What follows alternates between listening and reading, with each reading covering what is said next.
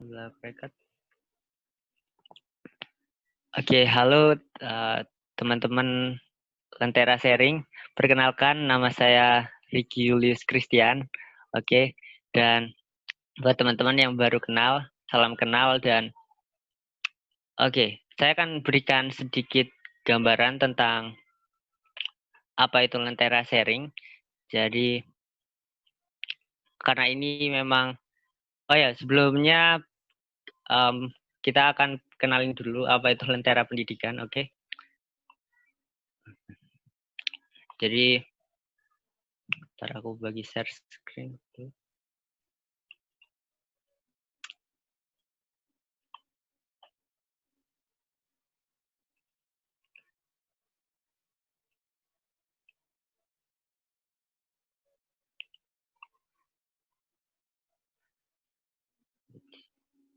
Oke, jadi Lentera Sharing itu kita buat untuk merespon isu-isu pendidikan. Jadi teman-teman, kita akan share-share informasi tentang hal-hal terbaru tentang pendidikan, dan kita masih baru, jadi kita masih merintis begitu ya teman-teman. Dan untuk Lentera Sharing merupakan kegiatan pertama kami, yang mana kami mencoba untuk mempertemukan dua perspektif berbeda dari isu yang memang ramai diperbincangkan di masyarakat gitu. Nah, yaitu gambaran sedikit tentang Lentera Pendidikan dan Lentera Sharing. Jadi memang tujuan kita mempertemukan dua perspektif berbeda, bukan untuk saling berdebat, oke?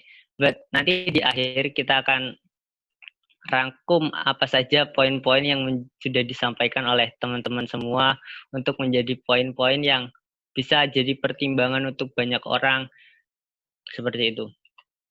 Nah,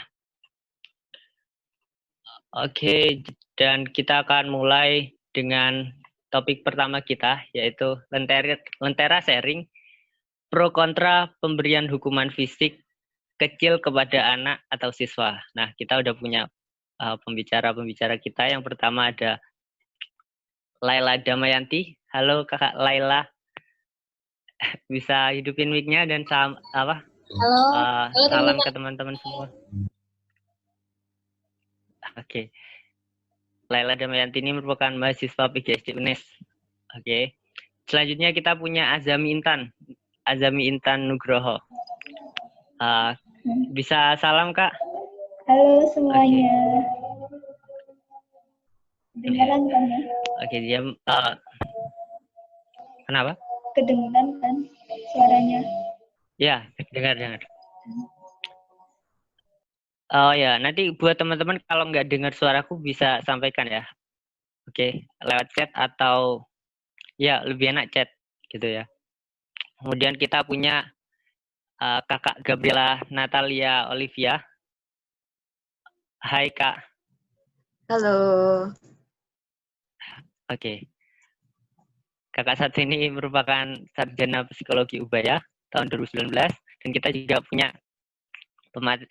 pembicara kita dari Bali. Oke, Kak Niputu Dinda Kaupika. Hai Kak. Halo. Oke. Sesuai dengan langkah-langkah Lentera Sharing yang sudah di-share ke teman-teman. Sebentar ya, saya buka. Oke, ini dia.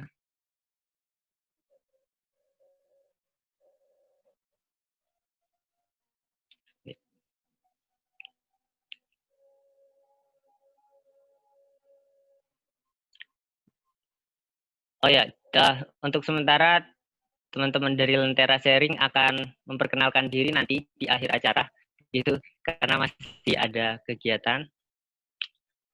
Oke, seperti yang disampaikan di awal, bahwa seperti yang disampaikan kepada pembicara, bahwa nanti kita akan melakukan Lentera Sharing dengan menggunakan bahasa Indonesia, dan bisa menggunakan bahasa pendukung, diperbolehkan bila memang tidak ada terminologi mengenai istilah itu di bahasa Indonesia. Dan kemudian untuk untuk masing-masing pembicara di awal memberikan gagasannya selama 4 sampai 6 menit. Oke, 4 sampai 6 menit dimulai dari pro, kontra nanti dari moderator saya sendiri yang akan mempersilahkan kakak-kakak untuk menyampaikan gagasannya. Oke, langsung saja kita mulai. Saya akan berikan gambaran awal bahwa topik mengenai hukuman fisik ringan kepada anak telah menjadi perdebatan di masyarakat. Ada yang menyampaikan bahwa kita boleh untuk memberikan hukuman fisik itu kepada anak dengan kondisi-kondisi tertentu. Dan ada juga yang menyayangkan untuk melakukan itu karena akan berdampak kepada psikologi atau semacamnya, yang mana nanti anak bisa menirukan kebiasaannya. Dan perspektif ini yang akan kita bedah di sini, akan kita coba pelajari bersama, termasuk bagaimana pola ini diterapkan di masa lalu, di sejarah masyarakat Indonesia. Metode mendidik anak seperti ini juga diterapkan, dan bagaimana pandangan para kaum muda. Maaf ya teman-teman, suaraku putus-putus ya. Iya, putus-putus suaramu. Oh, maaf. Bentar, aku coba.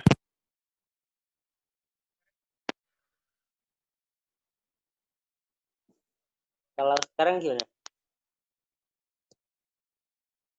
Hai semuanya, kalau sekarang bisa kedengeran? Bisa. Oke, jelas ya? Atau kurang jelas suaraku? Coba, supaya bisa dengar semua. Oke, nggak ada masalah ya? Oke. Ya, jadi seperti itu untuk gambaran awal, dan saya tekankan lagi bahwa ini hukuman fisik ringan. Oke, kalau teman-teman silakan menekankan pada hukuman fisik ringan, bukan hukuman fisik berat. Dan jika memang nanti menyinggung hukuman fisik berat, tidak masalah. Ya, tetapi di sini kita menekankan pada hukuman fisik ringan.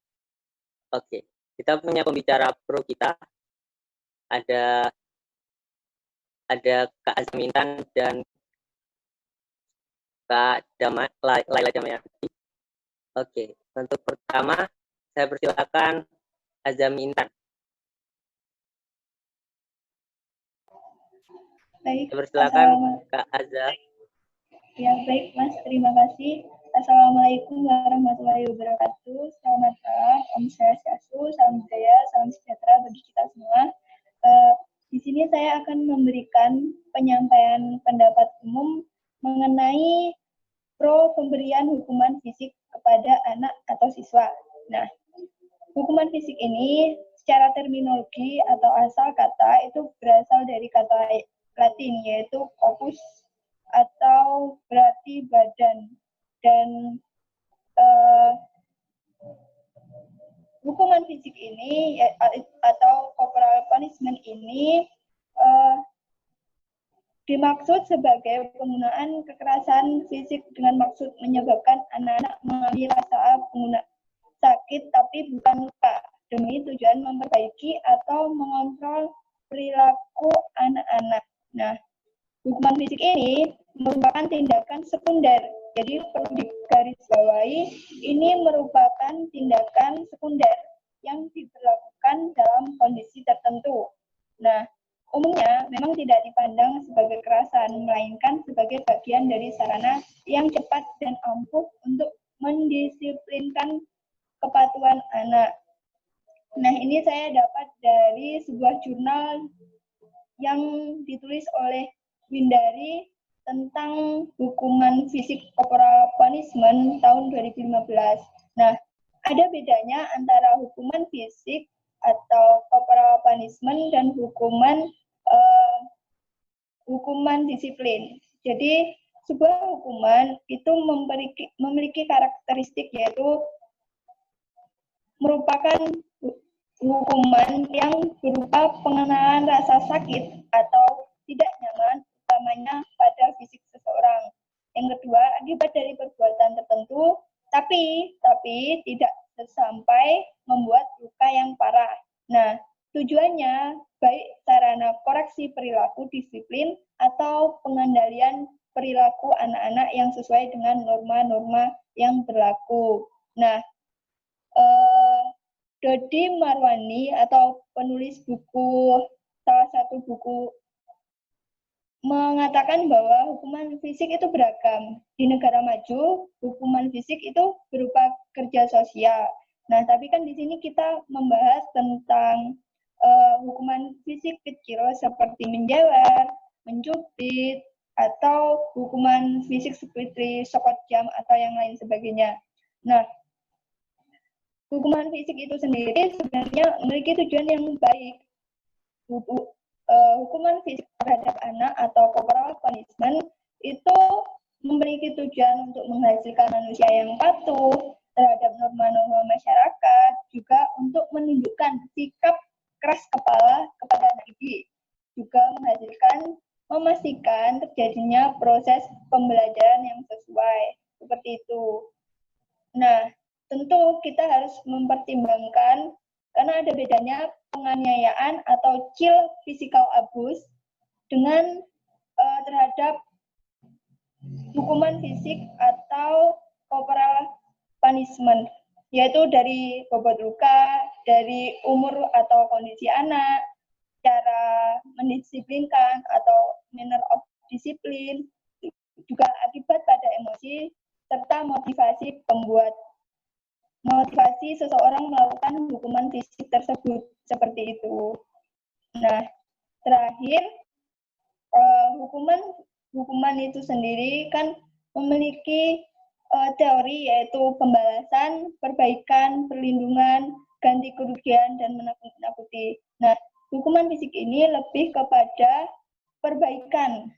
Jadi, hukuman fisik ini menurut teori hukuman diadakan untuk membasmi kejahatan jika pelanggar ini berbuat kesalahan itu lagi. Jadi untuk pelanggar atau anak-anak ini atau peserta didik, jika mengulangi kesalahan yang sama, hukuman fisik ini perlu dilakukan, seperti itu. Kata-kata terakhir sekali dari saya, 1 menit. Ki Hajar Dewantara berpendapat hukuman yang dijatuhkan pada dengan kesalahannya. Terima kasih. Wassalamualaikum warahmatullahi wabarakatuh.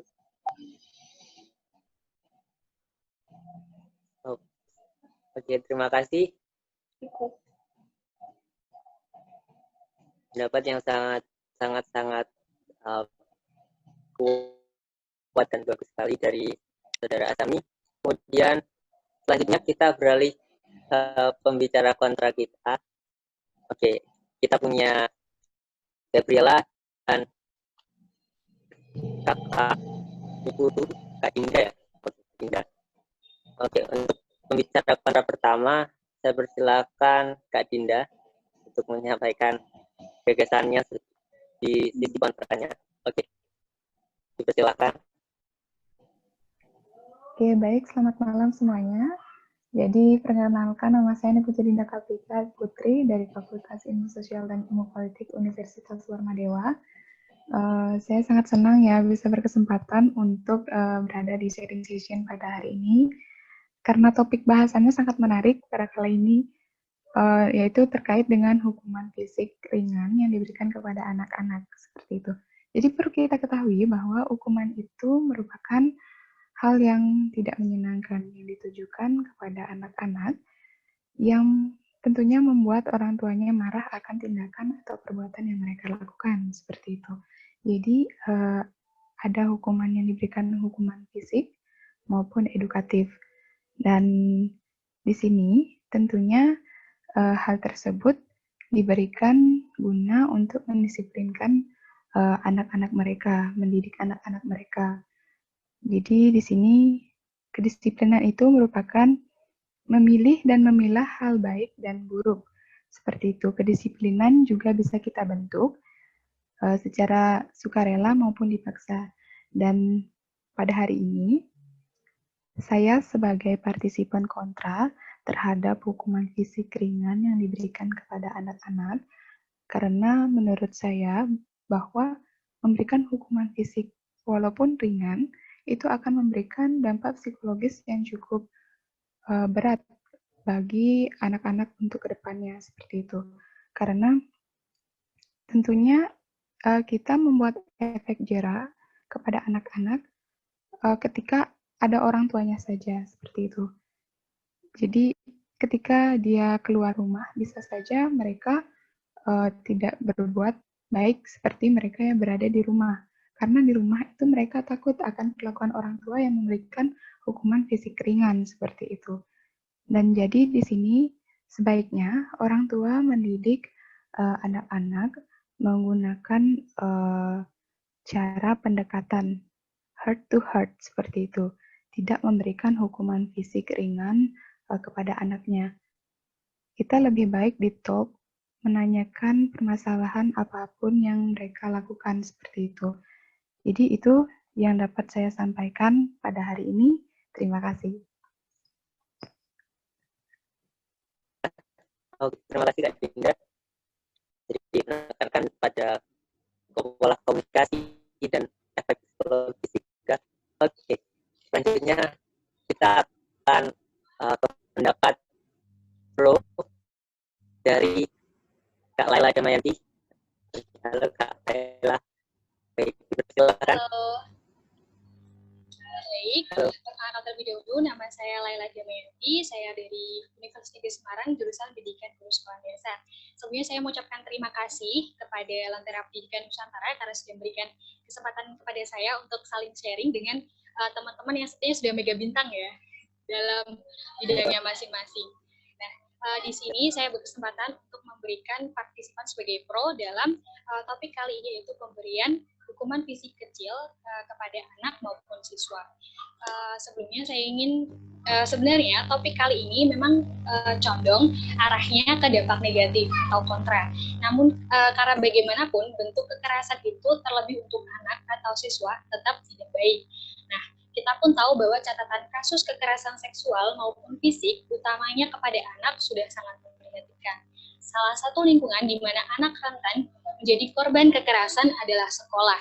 Berdasarkan motivasinya, kekerasan di sekolah dapat dibedakan menjadi dua, yaitu kekerasan murni, yaitu tanpa disertai alasan-alasan yang rasional seperti penganiayaan atau perkelahian, dan kedua yaitu penerapan metode pembelajaran yang mengandung unsur kekerasan, misalnya penggunaan hukuman fisik disiplin untuk mendapatkan kepatuhan murid yang keliru. Maaf, di sini ada azan, boleh berhenti sebentar deh ya? Iya, bisa. Gimana, Mbak?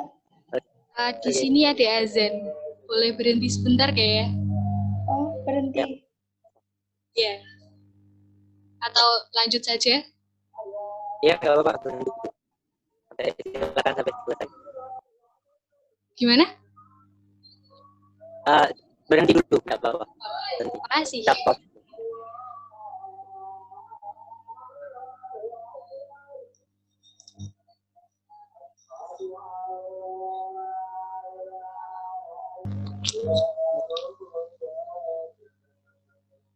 Oh my god.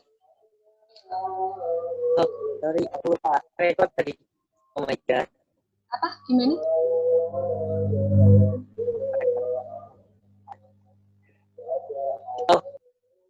Oh, karena Oke, langsung dari Kak Laila dulu ya. Mungkin sampaikan apa poin kesimpulannya. Karena tadi lupa merekod juga. Mohon maaf. Ya, dipersilahkan. Baik, untuk kesimpulannya, kedengeran nggak ya? Ya, benar. Baik, untuk kesimpulannya, saya tadi sudah ditanggapi mungkin belum sampai selesai. Kesimpulannya, pemberian hukuman fisik kecil, terutama untuk corporal punishment ini, yaitu disiplinkan anak, lebih dikatakan sebagai alternatif untuk pemberian hukuman atau mendidik anak. Jadi, sebenarnya tidak apa-apa selama dalam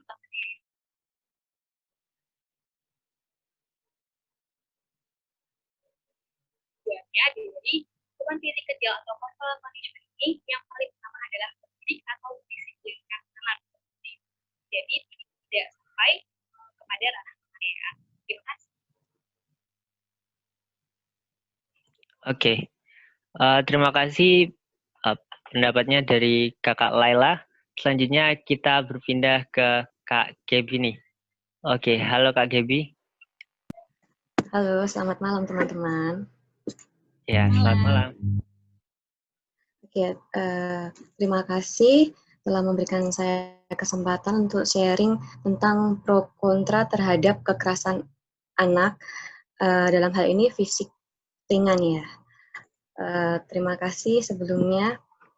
Saya masih kontra ya, karena menurut saya tuh anak itu merupakan individu yang unik, di mana anak itu tidak bisa disamakan oleh orang dewasa, baik dari segi fisik, pola pikir, maupun tingkah lakunya.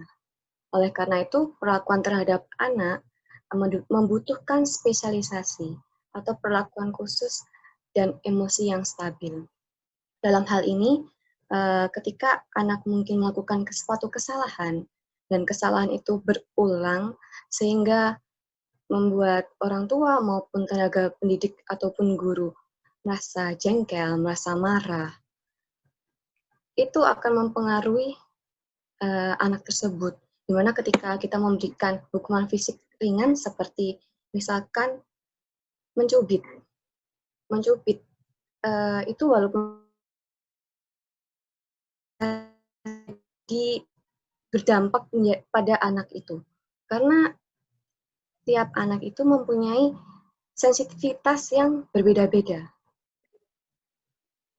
Oke, jadi kita tidak bisa menyamaratakan setiap anak, karena kadang ada satu anak yang misalkan kita sudah memperingati anak tersebut dan dia langsung bisa paham akan instruksi tersebut.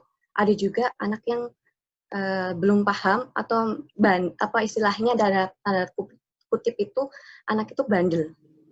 Nah itu kemungkinan besar berdampak pada psikis anak tersebut. Karena hasil cubitan itu bisa menimbulkan efek seperti membekas seperti biru, terus mungkin juga dalam hati anaknya itu juga merasa, kenapa saya dicubit? Apa salah saya? Mungkin itu sebagian anak yang belum sadar akan kesalahannya. Nah, pentingnya peran orang tua di sini adalah untuk memberikan pemahaman kepada anak bahwa apa yang dilakukan orang tua ini sebenarnya adalah untuk mendidik, tapi sebaiknya tidak melakukan kekerasan tersebut. Mungkin bisa dibicarakan dengan baik-baik, seperti tadi yang telah disampaikan oleh Kak Dinda ya. Tadi komunikasikan dengan baik, apa kesalahannya, terus kenapa kamu bisa gini, kenapa kamu melakukan hal ini, sehingga tidak ada kesalahpahaman antara orang tua maupun tenaga pendidik. Gitu. Juga kan menurut KPAI telah disimpulkan bahwa kekerasan di Indonesia ini paling banyak, paling tinggi, cukup tinggi dibandingkan dengan negara-negara lain. Entah itu kekerasan fisik dalam hal berat maupun ringan. Nah, tentunya yang sudah dipresentasikan, persentase dalam kekerasan itu belum semuanya, belum 100%. Bahkan ada yang tidak dipublikasikan. Kenapa? Karena ada pro kontra antara orang tua dengan pihak KPAI maupun penyelenggara Komisi Anak yang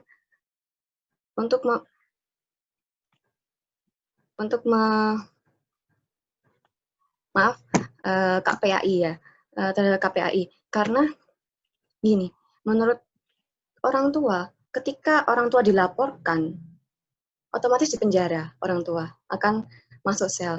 Dan pembiayaan nafkahnya ini, anak akan bingung. Siapa yang menafkahi anak tersebut? Itu pro kontranya. Seperti kalau misalkan saya contoh kasus nih, mungkin ada yang udah nonton drama Korea It's Okay to Not Be Okay. Atau nggak Kenapa tahu kayak mungkin gitu? yang lagi Kenapa, viral kenapa? saat-saat ini. Oke, jadi aku ulas sedikit ya. Jadi cerita tentang It's Okay to Not Be Okay ku cukup mendalam ya sisi psikologisnya, karena ada sepasang dua anak, kakak beradik. Yang satunya anak ini mengalami ABK atau anak berkebutuhan khusus, dan satunya anak normal. Di mana perlakuan terhadap dua anak ini berbeda. Otomatis berbeda ya, karena satunya mempunyai fisik yang berbeda, satunya butuh hal yang lebih lagi, otomatis membuat orang tua ini melakukan perlakuan ini juga berbeda.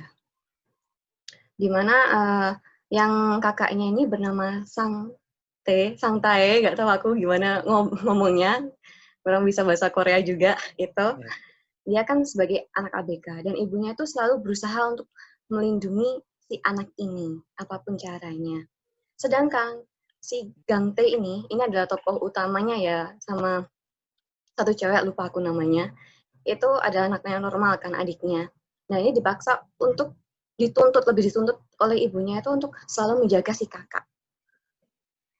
Nah, ada satu kejadian di dalam satu episode itu, Gang Tae mendapatkan medali atau mendapatkan juara taekwondo kalau nggak salah ya.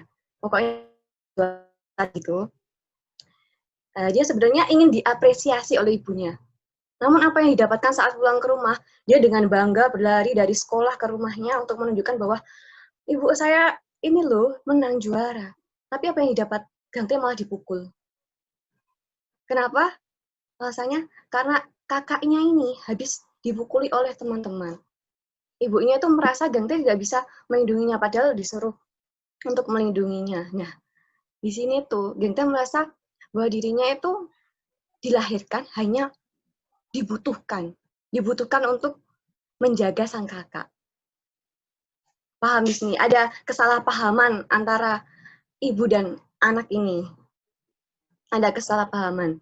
Nah, ketika sudah beranjak dewasa, Gang Tae itu mulai menyadari bahwa sebenarnya itu ibunya juga sayang kepadanya.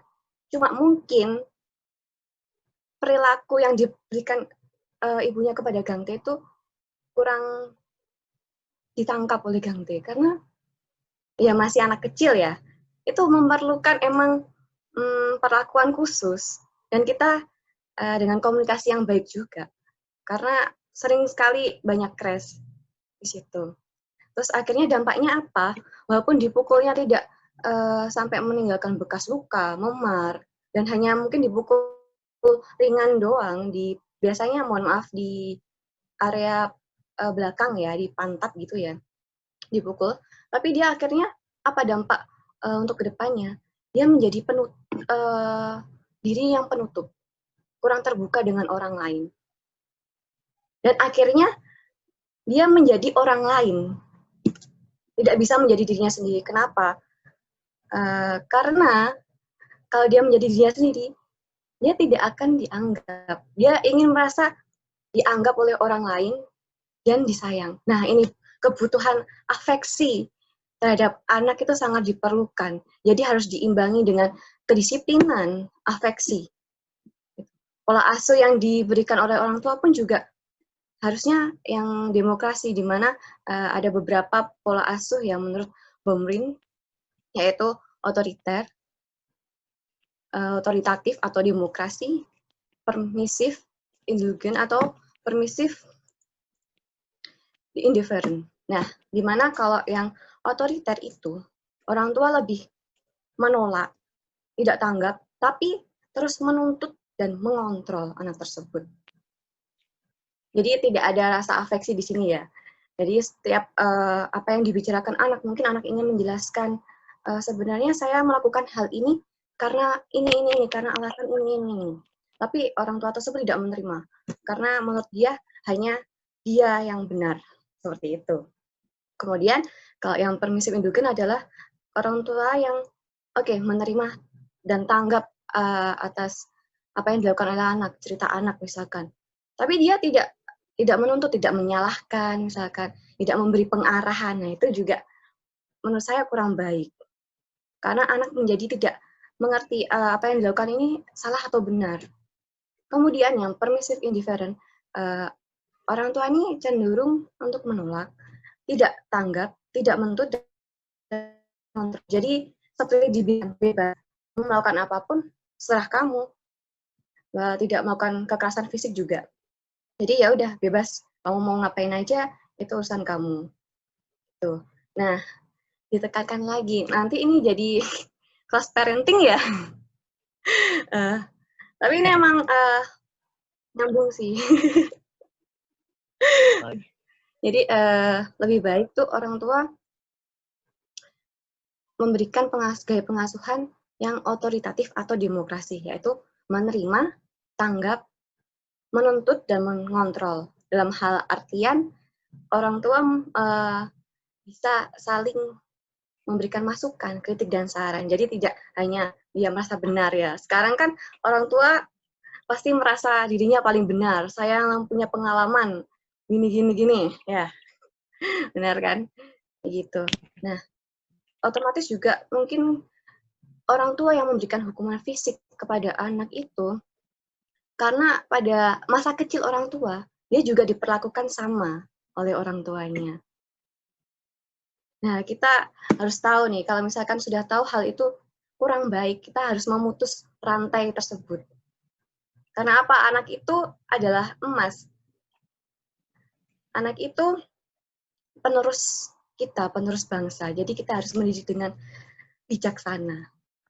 Mungkin kalau misalkan pendisiplinan yang dilakukan, bisa jadi mungkin pencabutan hak istimewa anak ya.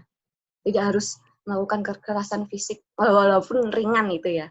Mungkin bisa dengan kamu tidak mendapatkan uang jajan. Kamu tidak boleh bermain seperti itu.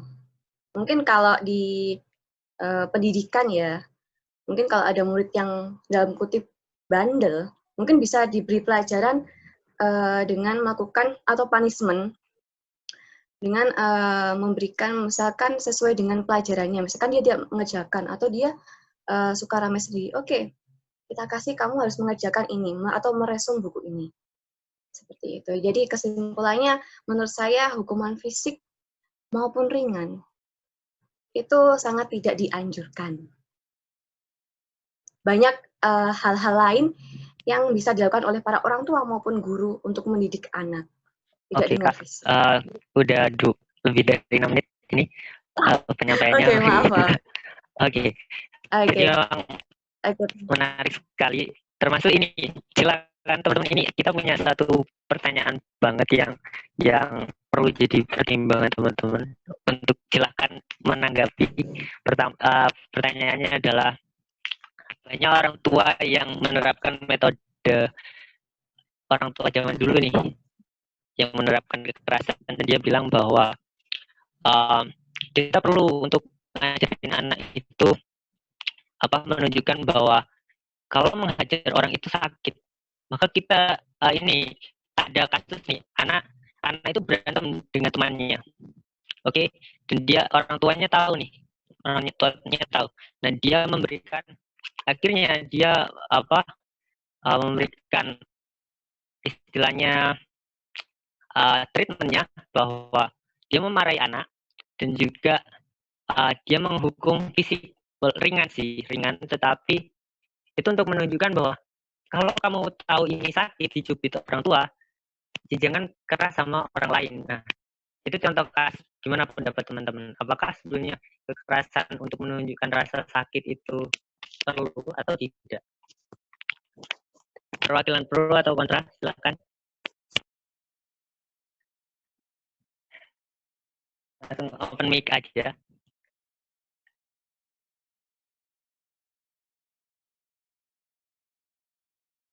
Oke. Ada yang mau memberikan, karena kasus ini banyak juga orang tua yang menerapkan, ada yang karena emosional tadi disebutkan bahwa jangan sampai kita memberikan hukuman fisik itu, jangan sampai memberikan hukuman fisik itu dengan tujuan emosional tadi dikatakan. Dan tapi di sisi lain juga sebetulnya memberikan hukuman fisik fisik itu untuk menunjukkan sebuah emosi bahwa dicubit itu sakit, jangan menyakiti kayak gitu. Contoh kasusnya kayak gitu tadi. Gimana pendapat teman-teman? Mohon maaf, apakah ini jawabannya itu masih dalam posisi kita, maksudnya pro atau kontranya, atau boleh? Kalian bisa explore seperspektif kalian, mau cenderung pro atau cenderung kontra, silakan. Saya ingin menanggapi dari pertanyaan tadi. Kalau tadi berarti intinya hukuman itu untuk mendidik ya, untuk memberikan contoh bahwa ini sakit. Jadi, seperti itu kan maksudnya atau bagaimana? Ya, betul. Kalau saya di posisi pro, saya itu sangat mendukung argumen saya tadi bahwa dalam pemberian hukuman fisik tersebut berarti itu didasarkan pada tujuan untuk mendidik atau mencontohkan, dan tidak pada tujuan untuk melampiaskan emosi seperti itu. Jadi menurut saya itu tidak apa-apa selama pemberian hukuman fisik itu tidak menimbulkan luka yang berat atau tidak memberikan dampak mental kepada anak. Tapi kan di sini tujuannya itu mendidik. Seperti contoh tadi seperti yang Kak Rifki bilang, tadi kamu mukul, bukan mukul ya, tapi kalau menurut saya kalau mukul itu sudah kalau mukul itu sudah tidak baik. Tapi kalau untuk mencubit atau menjewer itu masih dalam batas wajar menurut saya. Karena kalau seperti contoh, ini tadi kamu mencubit temanmu ya, coba ibu cubit. Kalau sakit berarti coba rasakan, temanmu juga sakit ya. Nah seperti itu termasuk menurut saya itu masih mengedukasi dan dalam batas wajar. Karena kita antara anak dan orang tuanya itu saling mengkomunikasikan tujuan dari pemberian hukuman fisik tersebut. Terima kasih. Oke, jadi selama itu di batasan yang wajar dan kita memberikan pola komunikasi yang baik, itu oke. Oke. Ada dari pandangan kontra mungkin apakah ini nih, ada yang bilang juga bahwa sebetulnya ketika kita ngasih hukuman fisik ini di luar rumah, bisa saja siswa anak itu jadi menirukan orang tua di luar rumah. Jadi silahkan ditanggapi, monggo. Bagaimana, maaf putus-putus. Oh, sorry. Jadi gini, ada juga yang mengatakan bahwa sebetulnya biangnya bukan di perilaku anak ke teman, tetapi mungkin saja orang tua yang memberikan contoh bahwa mungkin aja di rumah ternyata dia diberi perilaku keras oleh orang tua sehingga dia keras di luar rumah. Apakah itu menjamin perilaku orang tua di dalam rumah yang keras juga diterapkan di luar rumah? Ya, silakan jawab. Sorry, kurang jelas. Enggak jelas. Maaf. Di chat aja coba. Suaranya putus-putus soalnya. Oke, kita lebih dulu tadi yang tadi sama kok sebetulnya. Ditanggapi yang kasus tadi. Oke, baik. Jadi mohon izin untuk menanggapi kasus tadi ya. Jadi tadi Kak Riki sempat membicarakan terkait dengan anak yang memukul temannya seperti itu kan. Jadi di sini memberikan efek rasa sakit kepada anak itu menurut saya tidak baik dilakukan. Kenapa?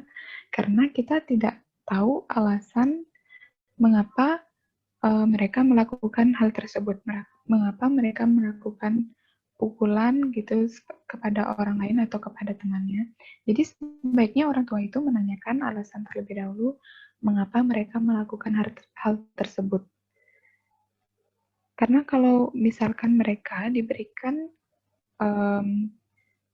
cubitan atau hukuman fisik ringan yang memberikan efek rasa sakit seperti itu, mereka akan menjadi takut untuk memberikan pendapat, takut untuk berargumen, takut untuk memberikan alasan seperti itu. Ya nantinya hal ini akan berpengaruh ke depannya bagi anak. Mereka akan menjadi pendiam dan tidak akan terbuka kepada orang tuanya, seperti itu. Jadi mereka memiliki dendam dalam dirinya, seperti itu. Oke, terima kasih tanggapannya. Jadi kalau komunikasi tadi sudah ditekankan, dan mungkin ada yang lain dari teman-teman yang lain ingin menanggapi. Jadi tadi kayaknya mau menanggapi atau ada pertanyaan dari teman-teman kita.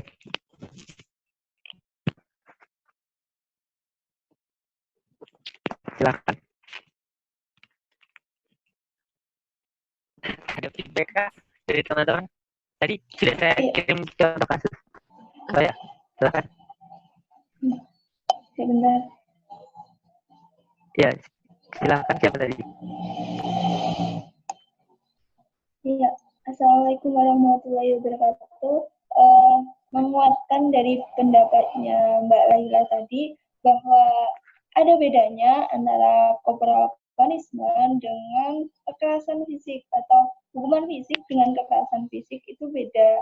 Nah, Edward L. Murray ini berkata bahwa sebagai penggunaan kekerasan fisik dengan maksud menyebabkan anak-anak mengalami rasa sakit tapi bukan luka. Jadi rasa sakit tapi bukan luka. Nah, di sini saya tekankan kepada tadi menguatkan pendapatnya Mbak Laila bahwa yang penting itu motivasi dari pemberi hukuman. Jadi kalau hukuman itu dilaksanakan demi kebaikan, kenapa tidak? Seperti itu. Nah, tentu sangat beda antara kekerasan dengan hukuman fisik. Nah, perbuatan orang tua atau guru yang dilakukan dalam lingkup pekerjaan atau tanggung jawabnya, saya rasa itu diperbolehkan. Dan juga perbuatan orang tua atau guru yang dilandasi tujuan yang baik dalam penyelenggaraan pendidikan. Misalnya untuk menegakkan disiplin. Nah, yang ketiga, perbuatan guru atau orang tua tersebut dilakukan secara rasional, jadi masuk akal pada batas-batas pelajaran dengan meminimalisasi timbulnya kerugian yang dirasakan peserta didik atau anak dengan baik kerugian ekonomi maupun non-ekonomi serta dengan mempertimbangkan kondisi fisik dan psikis. Jadi dilihat dulu anak yang diterapkan hukuman fisik itu anaknya seperti apa secara fisik dan psikisnya peserta atau anak didik tersebut. Kenapa Mas? Nggak kedengaran? Seperti batasan umur. Nggak kedengaran Mas. Oh iya.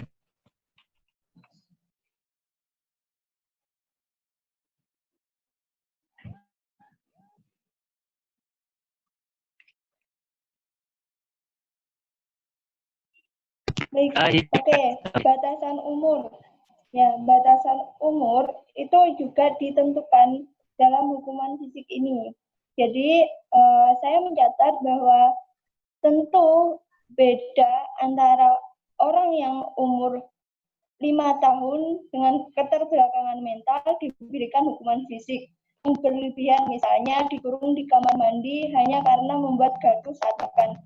Seperti itu. Jadi ada bedanya anak mungkin secara kognitif ya Mas. Jadi umur 1 sampai 7 tahun bahwa dia itu bisa meniru dan lain sebagainya, itu hukumannya harus seperti apa, seperti itu.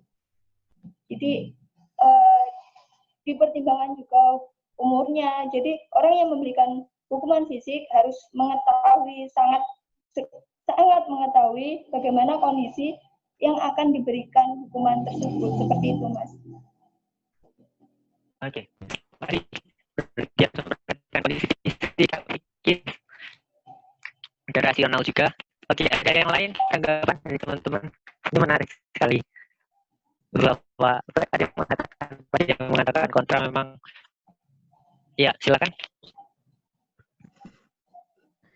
menurut saya, walaupun halo, Ya.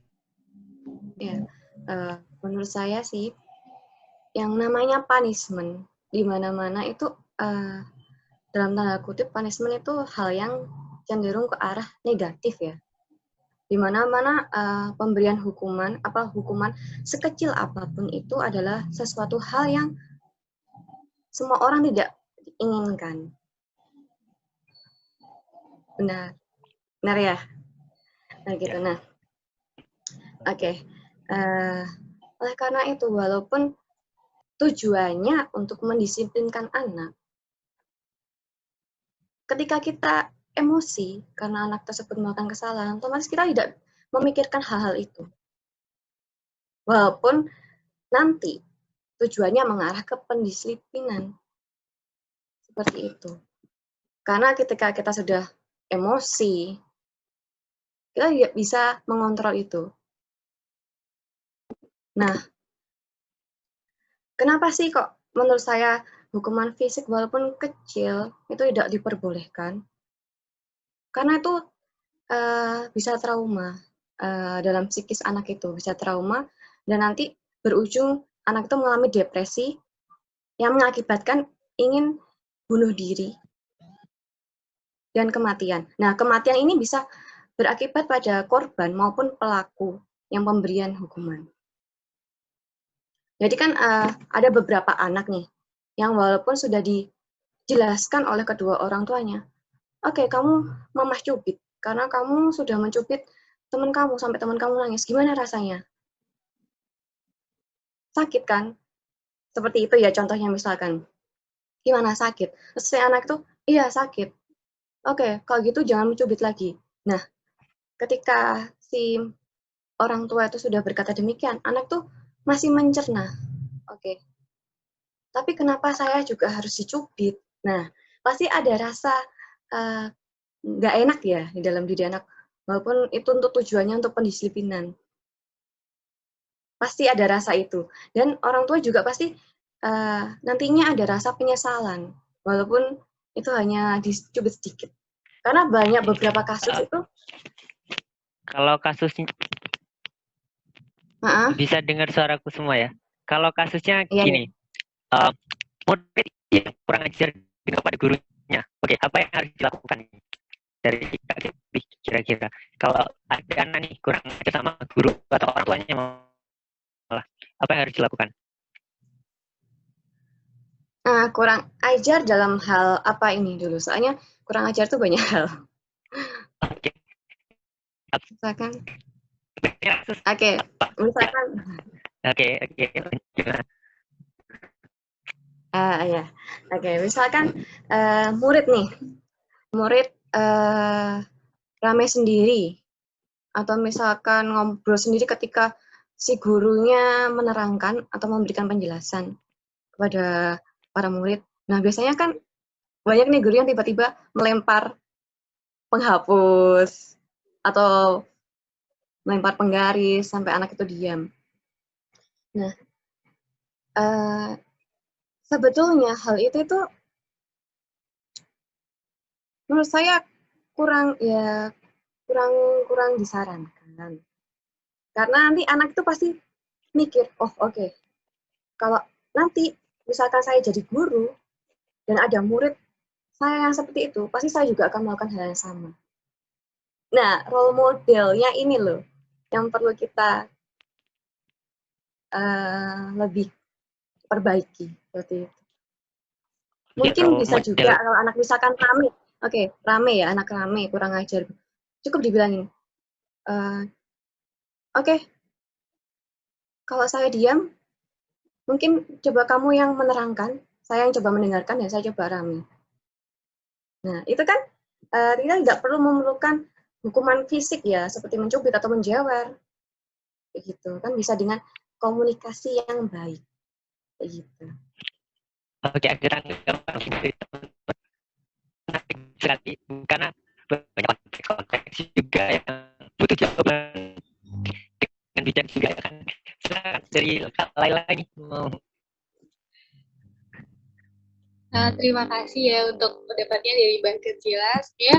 Saya kan dari pendidikan guru sekolah dasar ya, saya sebagai calon guru, karena ini sudah di tahap sharing atau saling memberikan feedback, sebenarnya memang saya juga tahu bahwa kekerasan baik fisik, kekerasan fisik maupun itu kecil, ringan maupun berat, itu tuh memang tidak dianjurkan. Nah, tetapi ada nggak sih sebenarnya?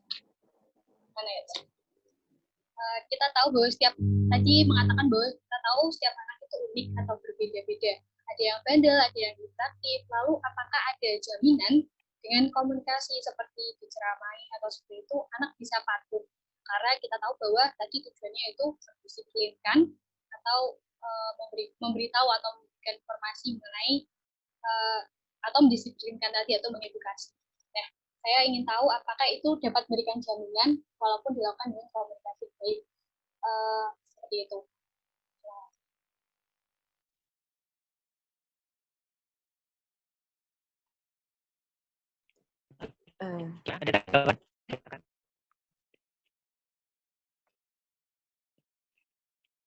Oke, teman-teman, karena kita punya waktu nggak lama, mungkin kita lanjut di sharing kedua. Oke, kita udah dapat nih poin-poin penting dari teman-teman. Oke, kita udah dapat poin-poin penting dari teman-teman. Nanti silakan kalau misal kita review lagi untuk hasil sharing kita hari ini, dan jika nantinya dibutuhkan untuk lentera sharing selanjutnya untuk lebih memperjelas kembali, mungkin akan diadakan lentera sharing selanjutnya. Oke. Nah, tadi banyak sekali disampaikan bahwa dari pembicara kita yang menyatakan bahwa kegiatan hukuman fisik ringan itu untuk kepatuhan anak, ada pengenalan rasa sakit, kemudian bentuk-bentuknya tidak hanya bentuk fisik yang luka-luka, tetapi pemberian pekerjaan sosial misal dan semacamnya.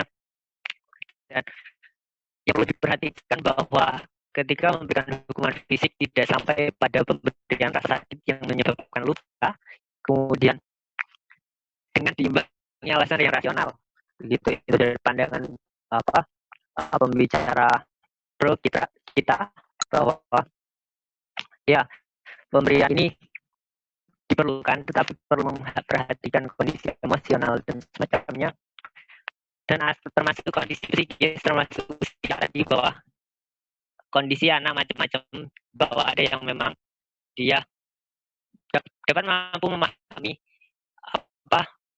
hukuman, ada juga yang tidak. Nah, maka di sini sebenarnya yang perlu diperhatikan oleh orang tua untuk jadi pertimbangan ketika mereka mau memberikan hukuman fisik ringan, sehingga pemberian ini bukan sesuatu yang nantinya bisa disalahpahami.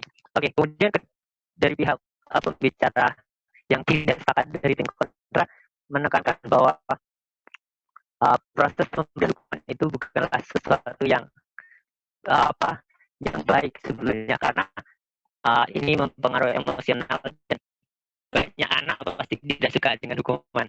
Begitu. Semua pasti sepakat bahwa hukuman itu tidak menyenangkan, dan menjelaskan tentang bagaimana anak dapat salah memahami kondisi yang diterimanya, termasuk hukuman. Nah, mungkin nanti yang bisa lebih dipahami lebih mendalam bahwa role model seperti apa yang perlu kita lakukan ketika kita tidak memberikan hukuman fisik, gitu. Mungkin itu yang bisa lebih ditekankan, karena kita membutuhkan, banyak orang tua kesulitan untuk gimana mendidik anak-anaknya tanpa melakukan kekerasan. Itu yang sebetulnya menjadi pertanyaan besar banyak orang tua. Gimana sih mengajarkan anak tentang benar dan salah? Suara saya jelas ya? Atau putus-putus?